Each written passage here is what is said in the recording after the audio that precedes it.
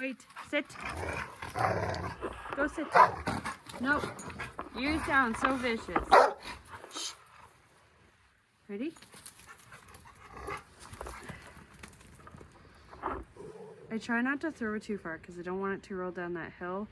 Luna is turning 6 next month, so let's protect her hips as much as we can with the crazy one. She sounds mean, but I swear she's not. They're just loud players because they're half shepherd, half husky, so that's just the breed. Hey beautiful people, welcome to Wilder Path Farm. Here we're located in northern Canada where we do homesteading, gardening, and everything in between. Today's a super windy day, but I got a really interesting question the other day and I kind of wanted to address it in a video because I'm sure there's multiple people having the same question, and there's no stupid questions on this channel. So the question was, how do I keep my animals safe? I'm on 64 acres. There's obviously predators here. I have multiple animals of different sizes. So how do I keep them safe? Hi ladies.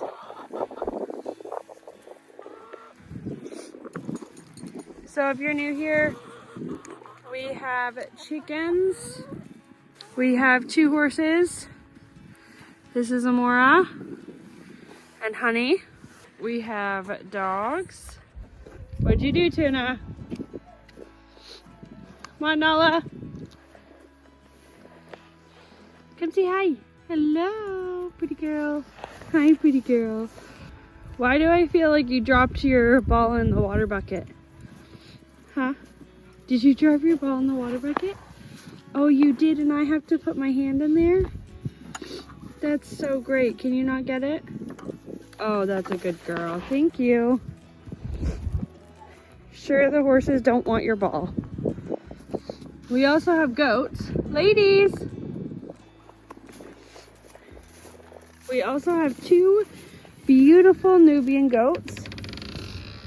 They are kept for dairy purposes. Hi, sweetheart. This is Clover. We got Clover and we got Peach. And hopefully they will both have kids. Now I'm probably gonna have to do this video inside the barns because there is a massive wind whipping through here right now.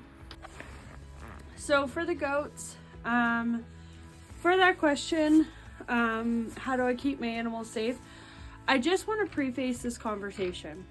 Now when you're on a homestead, you have livestock, and where there's livestock, there's dead stock. It just happens, and it's a really hard thing to grasp. For some people it's not, for some people it is. And it is one of those things that you try to prevent and you do your best, but you can't prevent everything. So let's go over some of the ways that I protect my animals. And I'm in Canada, so there's a plethora of different types of predators that are looking for their next meal. As harsh as that sounds, all of my animals are prey animals. The horses, even being large, are prey animals. Sorry if you can hear that door. It is creaking because of the wind. It is clipped open, but I can't change it. So these goats get locked in this stall, and then that barn door gets shut at night. This barn is pretty solid. It has concrete floors, but there is holes. Things, I guess, could dig in. But at the same time, a fox may torment a goat, but that's not a fox's next meal. A pack of coyotes, a pack of wolves, bears could technically break into this barn. Are they going to? Probably not. We came into the other barn to have this chat because the door was really loud and the wind was whipping through there.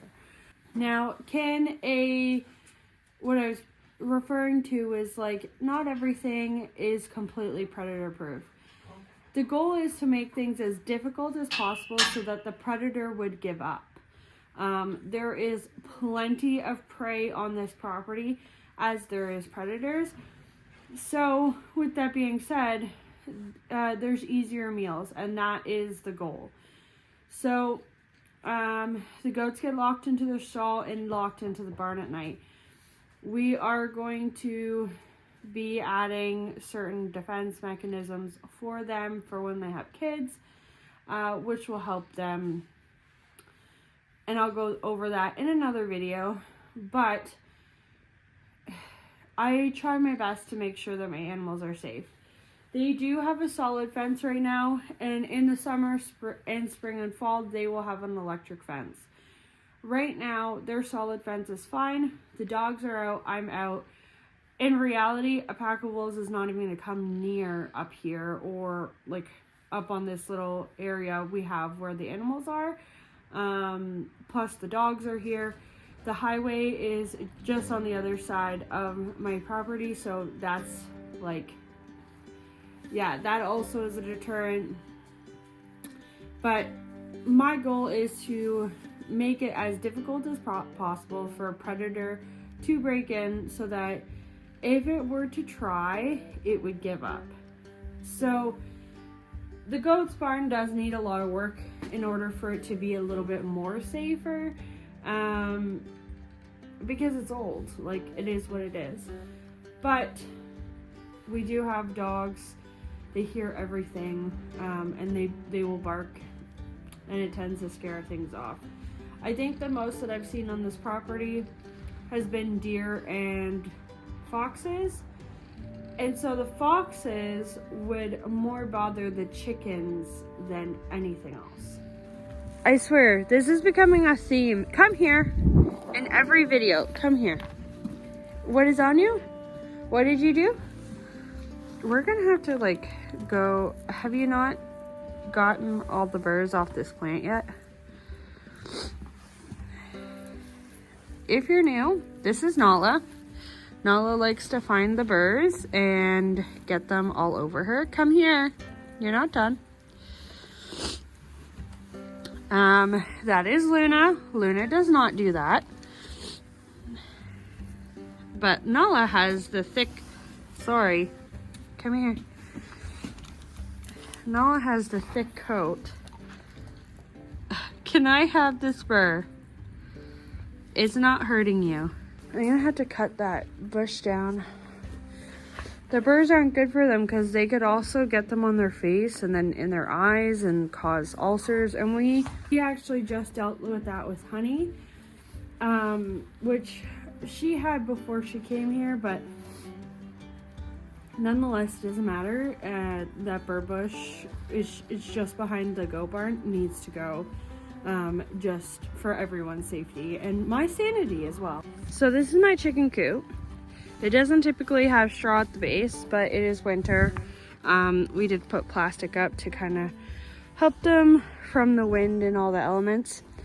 But I know you can't really see, but there is hardware cloth underneath. This is, I believe, the 1/4-inch hardware cloth, and it is from top to bottom, even underneath the roof, and it comes out to about here away, so it has skirting all the way around. Towards the bottom, there is smaller holes. So this helps stop any animals from digging in. The straw is just here to help insulate them, so pay no attention to that.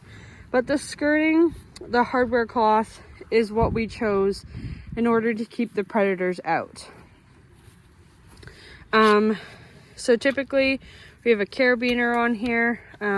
We have to get a replacement one, but it has a, not like just an easy pull latch. It is dual, so that it is difficult to open, because raccoons, foxes, everything loves a chicken dinner. We open this up and they have a window which is also covered in hardware cloth. It is, the whole coop is framed with 2x4s and I believe 1/2-inch plywood. I'm pretty sure 1/2-inch. I'm not 100% sure. I don't know if that really matters, but a decent quality plywood. So that door has a double latch locking system, and there's also stone underneath the door, so it's harder for them to dig out, as well as the hardware cloth skirting. They do have electric fence netting. It's not on right now because nothing really comes up and bothers them during the day. Let's knock on some wood. I actually haven't lost anything to predators, these chickens. They put themselves to bed at night, and they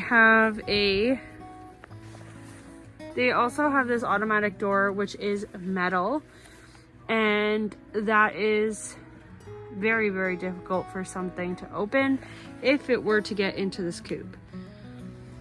So yeah, even the roof has hardware cloth. Everything, sorry, it is very windy. Everything is protected. So for the horses, they're out during the day and in at night. Hi, Amora. Hi, sweetheart. So they have a solid fence hooked up to a energizer, which is not on right now. We turn it on when we think we need it. It's mostly to keep these horses off the fence. Now in reality, there's not much that would mess with the horses. They are prey animals, so they do have instincts that things will eat them. But in reality, not much does mess with them. We do have the electric fence, and they get put away in the evening. So if, like, I don't know, in extreme circumstance, a bear or a wolf or a bobcat would definitely go after a horse. Is it likely? Not really. And no matter what I did, what I would do, if I had electric fence, if I only had solid fencing, if I had taller fencing, if they were inside the barn, if they were outside the barn, if they had a different type of shelter, it still wouldn't matter, because the sheer force of a large predator is going to break through things. Again, is it likely? No. And we're gonna knock on some wood, because just for good measure. But we just make it as difficult as possible. Predators aren't typically going to be hunting during the day on animals up here. So this is right out in the open. It's not easy to get to these animals. And I have dogs out, and I'm out, and I'm talking to you guys. So just the sheer of my voice, like, predators have really good hearing, so they would hear me and they would take off the other way. Is that gonna happen all the time? I hope so. I really hope so. I am going to be implementing new measures coming up this year, just because we've been here for quite a few months now, and that means that all the predators, all the animals know we're here. So I don't want them to start testing boundaries. Now, am I super duper concerned about the horses? No. I'm like a little concerned about the goats and the goat kids, but that's probably me just overthinking. But I do have measures that we're going to take. Again, I'm going to talk about that in a completely other video. But in the summer, our schedule and everything is going to change. The thing is that the horses are going to go into a field down in the valley, and they're going to be more exposed. So that means they're going to be an easier target. So with that, we're already preparing in our minds what we're going to do. We are going to make sure that they have proper fencing, that it is electric, so it gives a good shock. And we're going to do a couple other things But mostly, like, I'm not too concerned about the horses. It's not very likely that something would come up to them. The thing I'm actually more concerned about is like just a deer passed through here the other day and it spooked the horses. So much so that they ran and they almost hit the fence. So if you think about it, that was just a deer. So if a deer were to run through, or a whole herd, or even a bear, it would spook them and then they would hit the fence and possibly go through it. And that's what I'm more scared of. So creating fence structures that can withhold that amount of force, creating fencing and structures that have electric fencing, so that if they were to hit it, it wouldn't, they would kind of just bounce off of it and run back away. So yeah, that's my more thought for that. And I'm not sure if the question was also pertaining to me moving the chickens to where I'm thinking of, back in the shed. I'll just show you now. So I would walk out there, but it is very windy and you'll probably not even be able to hear me. But we're gonna move that coop that I just showed you. That's over beside this pasture over here. And we're gonna move it and attach it to this little shed. And the chickens will have free range at the back. So we'll have to do some major kind of updating to that shed in order to make it predator proof. There are holes in the floor, there are holes underneath the shed, if you can see, like right there. The roof needs updating, but like that's fine, that is what it is.